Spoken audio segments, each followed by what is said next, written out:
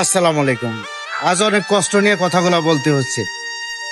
এই শিশু ছেলেটির অপরাধ, তার বাবা একজন আওয়ামী লীগের নেতা। তার বাবাকে না পেয়ে বর্তমান আইনি ব্যবস্থা, পুলিশ প্রশাসন 3 বছরের শিশুটিকে গ্রেপ্তার করেছে এবং তার মাকে গ্রেপ্তার করছে। এ কোন বর্বরতা চলছে?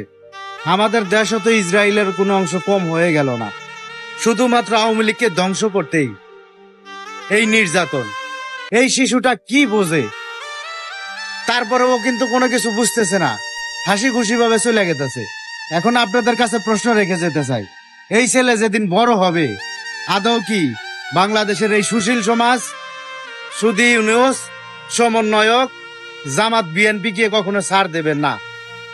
আওয়ামী লীগের প্রত্যেকটি নেতাকর্মীকে এভাবেই অপমানিত করা হচ্ছে এবং এভাবেই নির্যাতন করা হচ্ছে। এই নির্যাতনের শেষ কোথায়? আমি জাতির কাছে প্রশ্ন রেখে যেতে চাই। আশা করি প্রশ্নের উত্তর দিবেন সবাই। ধন্যবাদ।